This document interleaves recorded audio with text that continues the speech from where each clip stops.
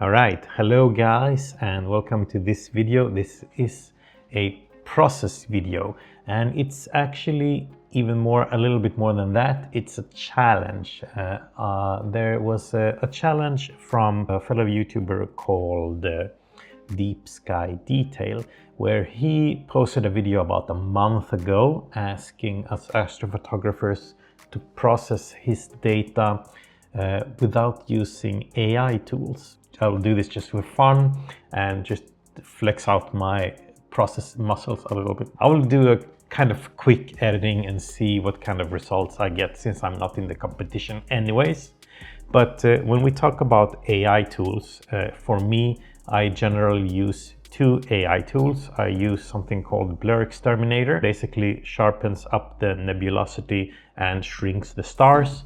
And then I sometimes use Noise Exterminator, which removes the noise, the random noise that's in the background of the image. And then there's something called Star Exterminator, which also removes the stars and puts them in a different layer, so I can work on the nebulosity or the galaxy only without affecting the stars.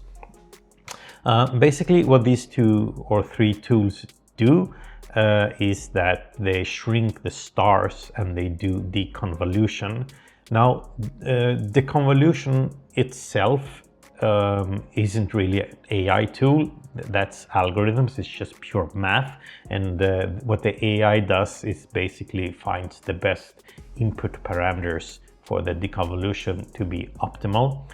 So I could do a manual deconvolution if I wanted to, but again, I don't have the time. But that's if I was serious about entering and doing this competition, I will probably do something like that. And when it comes to the stars not being too bloated or too big, I would probably use Photoshop to remove them before continuing stretching, because when you stretch or you bring out the data, you're also bringing out the stars or the intensity of the stars more. So you need to remove them before that happens. I would use Photoshop to do that. But for this video, I'm going to use general hyperbolic stretch, which can actually protect the highlights. So I can choose to stretch the image without stretching the stars. So I'm going to go for this direction now, again, because I don't have that much time. And for the noise, the final AI tool that I use is basically try not to stretch the image too hard, because noise appears more and becomes more prominent when I stretch the image more and more. So I will try to be a little bit modest with the stretching, and I will do some tricks in Photoshop to enhance the signal a bit more without the noise. So without any further ado, let's go into the computer and see what we got. So we have Deepskydetail here, and he has provided us with 5 images of M33. We have the blue, the green, the red channel. We have the luminosity, which is all the channels combined. And then we have H alpha. And we can see here, just by using screen transfer function, that this data is pretty nice. I live in a border 9 area. For you guys that watch my channel, you know there's a highly light polluted area, so I cannot really get these quality images. So for me, this is super already. But what we can see here, so this is a lot of like my basic workflow, but we can see here that the H alpha here is taken probably in another session, or he had to do something when he changed that filters. I think this is probably taken in another session. There are dark areas here, so I need to crop these. So I will start by cropping the image as I want to. So basically what I do is that I just remove all the black areas like that, keeping the galaxy centered. And then I need all the other images to follow that crop. So I do that by dragging this triangular icon over to, why is this I don't know what that is. Never happened before. Probably because, I don't know, whatever. I don't care about the data that much. So yes, it doesn't matter if it's irreversible. All right, so now we can see that the image is clear, and I have not removed any light pollution. I haven't made any gradient extermination whatsoever. I will keep the data as it is because I feel I want to challenge myself a little bit more. So usually at this point, this is the linear state. I would do the blur extermination and the noise extermination, but that's the steps we're going to skip. So I will go directly to the general hyperbolic stretch. And to do that, I will stretch only one image in this video, and then I will do the rest quicker. So you don't have to watch that. But first, let's just reset the screen transfer function. So we will go back to what these images really look like. And I will opt in for the red channel, I think, because it's more visible to me. So general hyperbolic stretch is this one. And what I usually do first on every image is that I set a new black point. So I go to linear, I set black point, and I apply.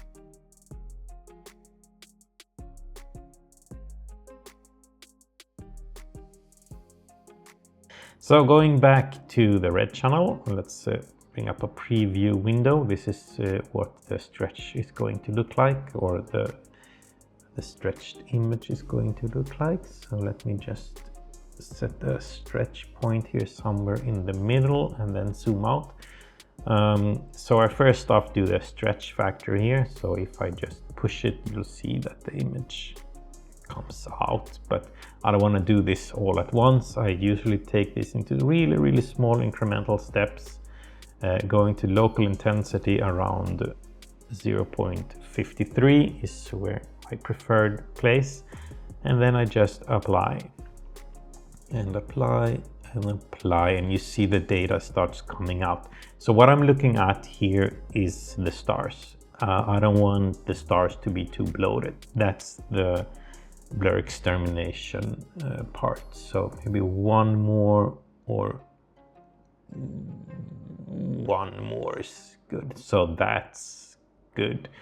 And reset, and then I just set a new black point again, pushing the data back so I can do some more stretching. Going back to stretching again in the middle, send to stretch point, and then stop stretching. Now I want to protect the stars. So what I'm going to do is that I'm looking at the curve, the shape of the curve, not being too aggressive, and then I will protect the highlights. So I will remove this one until I see the stars start to shrink, right? So this is no protection, and after a while I can see the stars are not affected. So this is good enough. Maybe a little bit more protection on the highlights. Somewhere around there is nice. Again, let's go to linear mode and push the data back a little bit. Set to black point, apply, and then one more time linear, being mindful that I am not destroying any data. All right, so this is a good start. Yeah, this is a good start. I mean, the background is black-ish. The galaxy is pretty prominent. The stars are not bloated. They're pretty good shape. This is pretty good data. So when I have this now, I will fast forward for the other subs and bring up the data basically exactly like I did here, so you guys don't need to watch that. So now we are back and I have stretched the images or the subs here. We have the red, blue, green, H alpha and the luminance here. And since I cannot work that much more here, I think I'm going to move myself from Pixinsight to Photoshop because I will have a little bit more control. Usually I would do the LRGB combination before and the H alpha here, but or the H alpha addition here, but I will need to remove the stars from the H alpha sub because those will, although they are much smaller, they will probably just be in the way when I add them. All right, so here we are. Here are all the images and I will just create a new one with the, which one was this? This was the blue one, right? This one is the blue one. And this one is the red one. And this one is the H alpha one. This one is the green one. And then of course the very important luminance one, like so. This is the order that they will appear in. So we can say that the blue layer will only apply in the blue channel, like so. The red layer will only apply in the red channel. The green one will of course only apply in the green, and there we can see the colors popping up. And then we have this beautiful luminance and we have the luminosity. All right, so here we are. Look at this data. And we can immediately see all the noise that appears, but it's not that bad. I will probably fix that a little bit as well. We will of course wait with the hydrogen data. If you want to see like a quick what it's going to look like, it's going to look something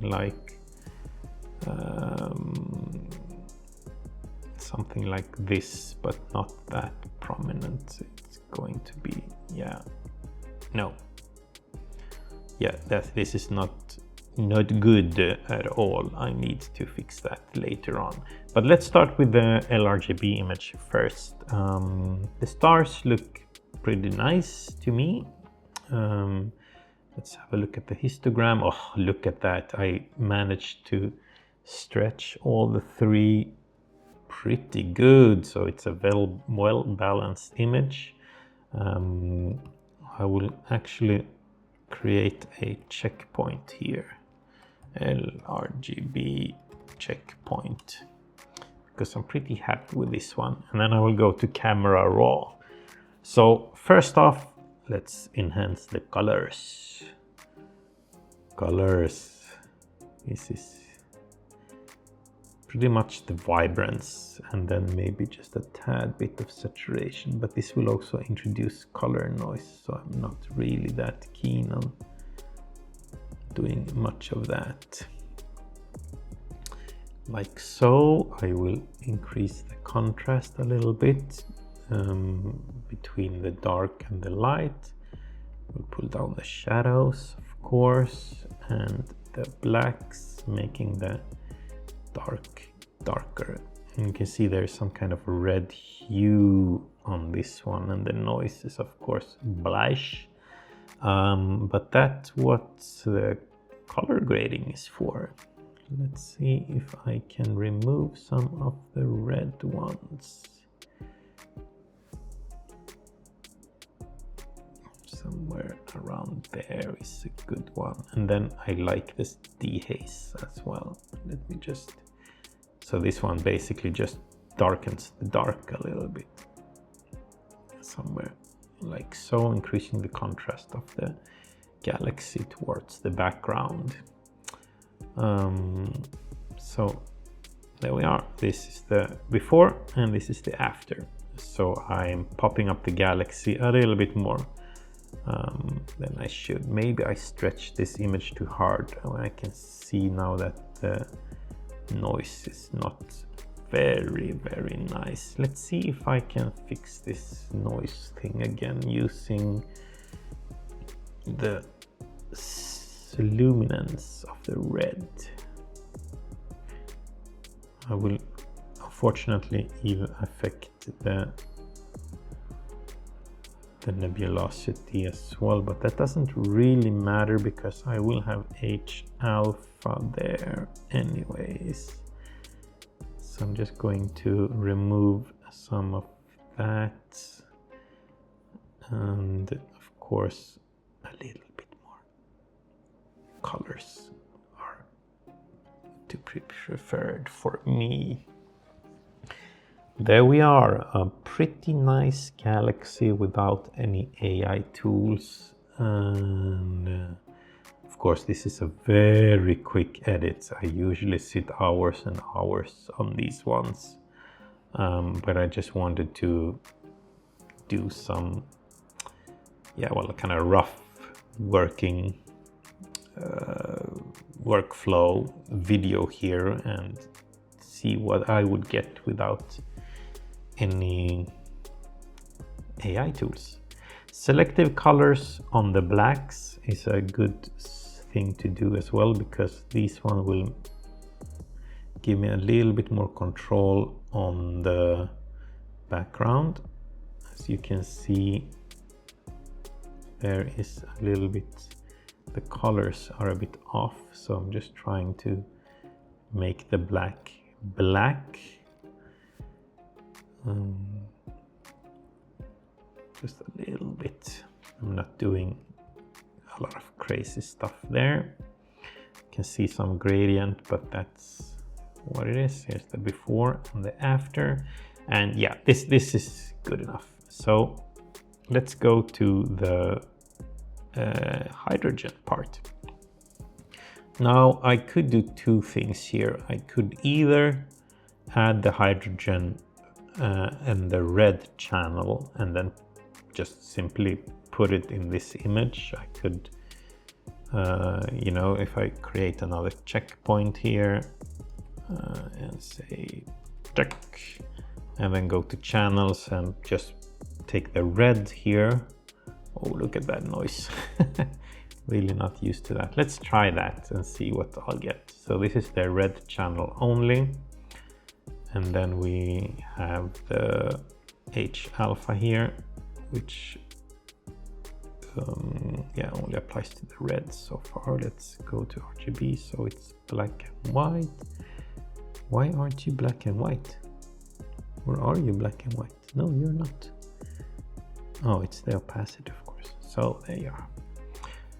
So these two combined, I usually just create this one, go to the screen mode, but you can see that the background is really affected by this one. So I could also do some tricks on this one, because what I need to do here is the dark really dark and the bright, well, keeping as it is. So just like tons of contrast and remove highlights and turn off the shadows, maybe just a little bit more white, and then simply, without destroying too much data,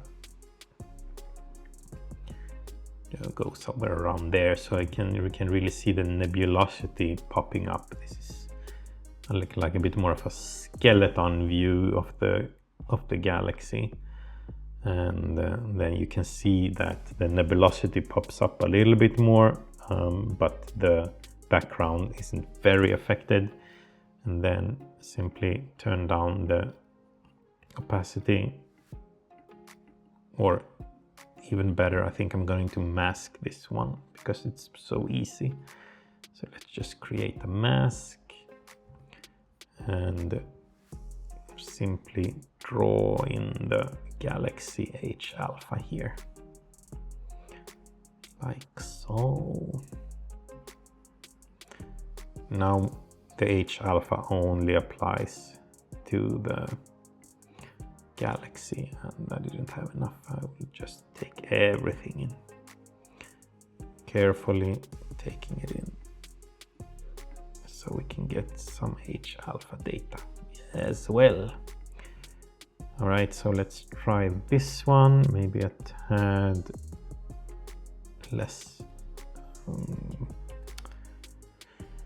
opacity. All right, checkpoint, copy it, go back to the image, remove the H here, go to checkpoint and simply paste in the new red and see what we get. LRGB, here we are. All right. It's still very noisy. So here are, this is with the H alpha, this is without, this is with. You can see there's a lot of difference in the H alpha, which pops up a little bit. Let me create, oh, this is so quick and dirty. Check raw, one more camera raw adjustment on this one. Some very little contrast. I want the red to pop out a little bit more, so I'm going to increase some saturation in the red channel, like so. Remove the green. I don't feel it's necessary to have any green in this image, or there is no green in space, as some people say. Don't know if I agree completely on that, but anyways, this is a nebula called, this is a huge nebulosity. I don't remember, NGC 630 or something. Very big area, extremely big and bright. Very cool. I think it's one of the biggest nebulosities in the local group that we have. All right, so as expected, the noise is there. The stars are a bit bloated. I tried to fix them as much as I could, but all in all, the colors and everything, I mean, I haven't been 100% picky on this photograph or the editing process. I think it's a bit too yellow as well. Maybe I'll see if I can go a little bit towards the cooler side of the spectrum, somewhere there maybe. Too much. Just a little bit. Yeah. All right. Probably not the best work I have done, but I'm going to stop here because my time is over. The noise, as expected, very prominent.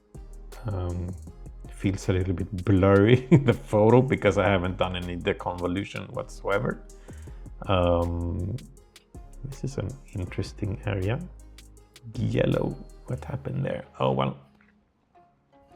But yeah, this is my small video for this video. Yeah, this is my small process for this video. I hope you might have learned a little bit or gotten a little bit of insight of how I work. As I said, I usually am more picky and do sit hours when I do post-processing, and I usually just revisit the data again and again until I am very happy with it. But this, for the sake of the challenge, don't use AI tools. This is probably how I would go and attack that challenge. I would, as I mentioned, probably do manual deconvolution, but yeah, I don't have the time for that, basically. So, and I don't know how to do it. So yeah, there you have it. But yeah, I hope you might have enjoyed this video. It's been a little bit of different fun video, but if you liked it, do give it a like. It helps a lot. And if you want to see more of me, don't forget to subscribe. There's plenty of astrophotography content coming up. And if you have any thoughts or feedback about my particular thoughts on this post process, do let me know in the comment section. And thank you so much for the challenge. This was very happy. Oh, this was very fun. So I'm going to link Deepskydetail's channel in the comment or in the description. So go ahead and check him out as well. And well, yeah, I see you on the next video. Bye for this one.